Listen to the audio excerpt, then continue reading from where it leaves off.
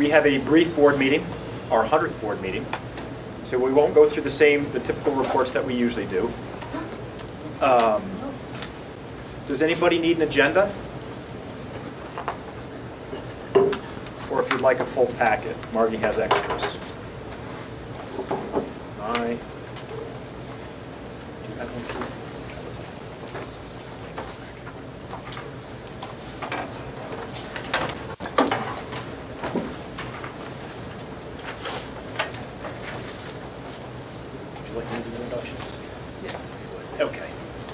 So I will do introductions for Keith.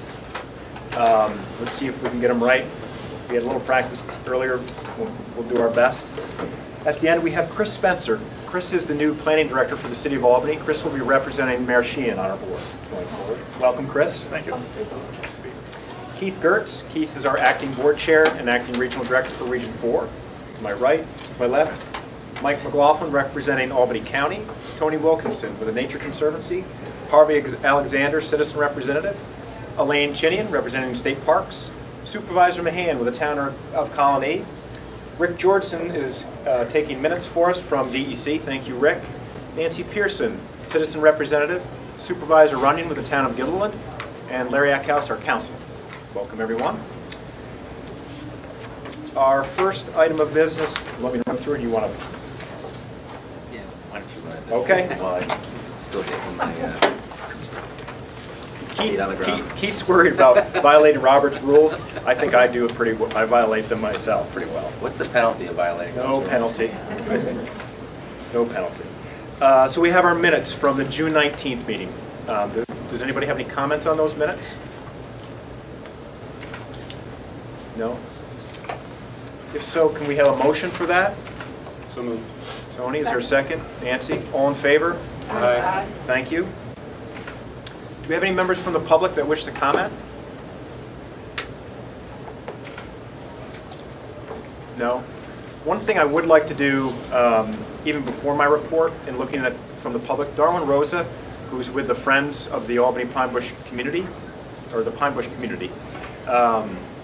Darwin, I should have recognized at the event, Darwin worked on the technical committee representing DEC, basically from the beginning, from the get-go, when the commission was started in 1988. He retired a couple of years ago, and now he's still involved, and he works with the Friends, and he's a volunteer here in the Discovery Center. So I'd just like to recognize Darwin.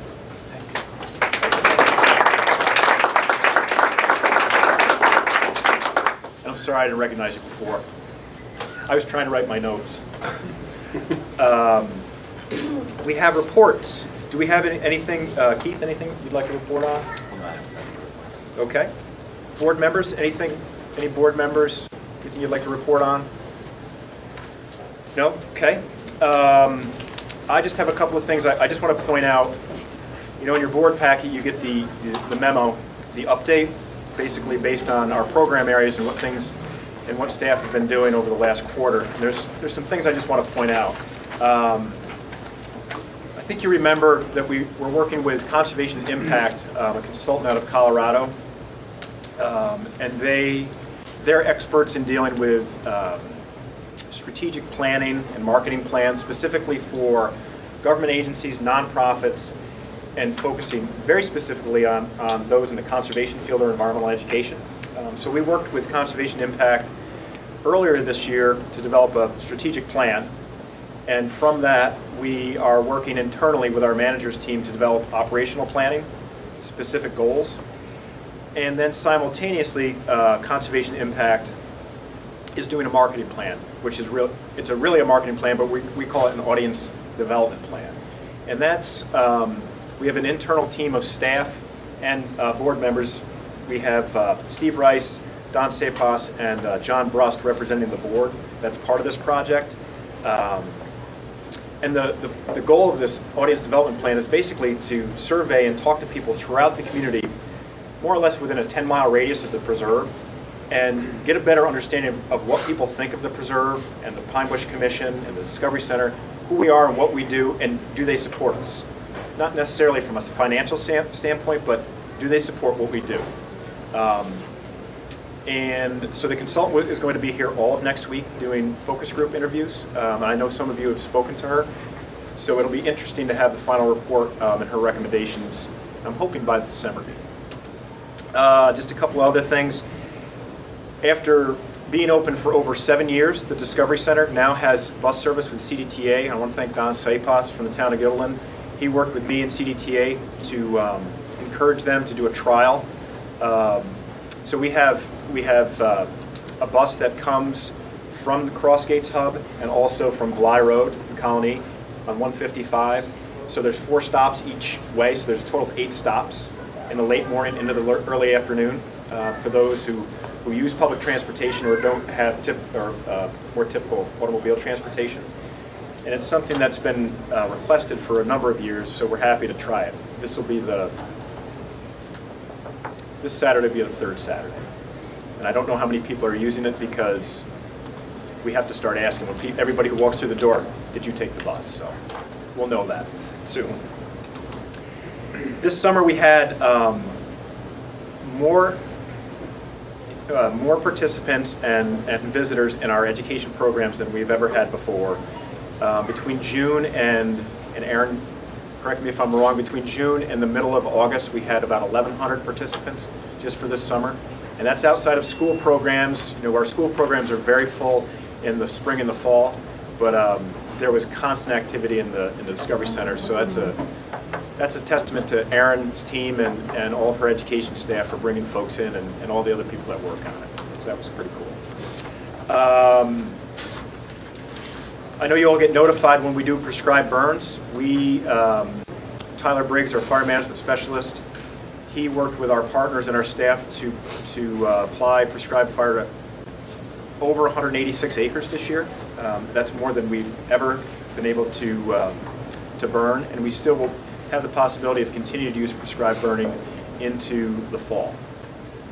Because when we started this program back in 1991, and I came here as a volunteer in 92, the goal was to burn 200 acres a year, and that sounded like a reasonable thing. And we realized now, after doing it for several years, how difficult it is with smoke management and weather conditions and a number of other things. But now we're finally getting to the point where we may be able to repeat that goal year after year.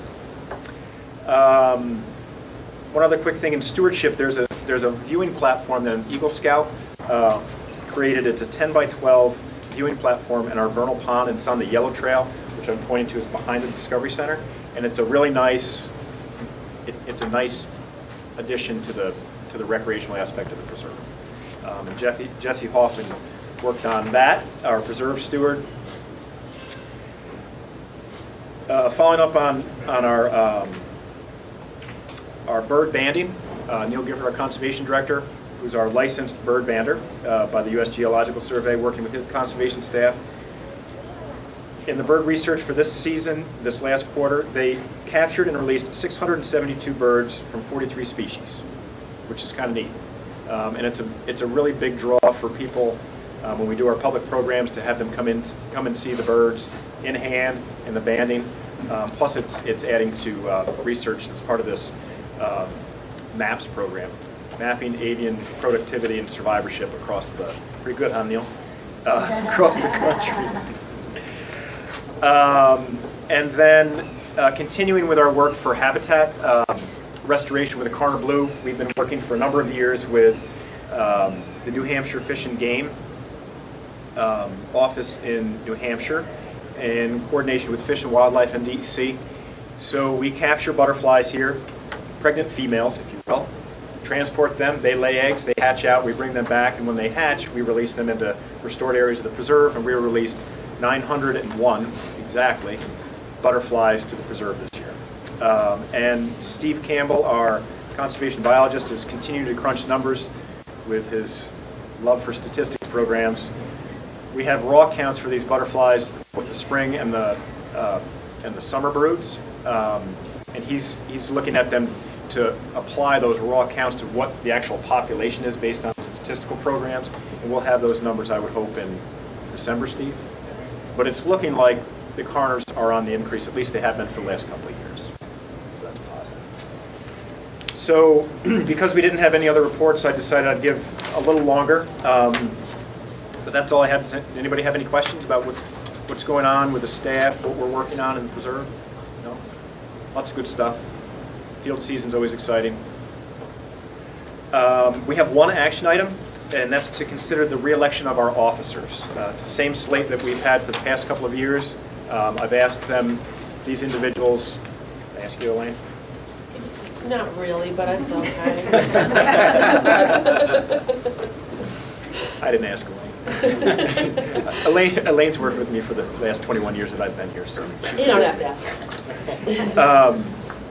So the consideration for officers would be Elaine Chinian representing State Parks as vice chair, Don Sapos representing the town of Yodeland as secretary, and John Brust, a citizen member who's unable to be with us today, as treasurer.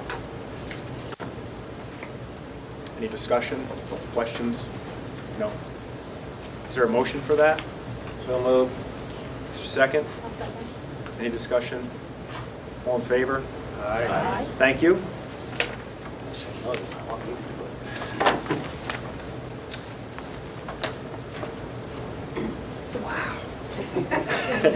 Other business.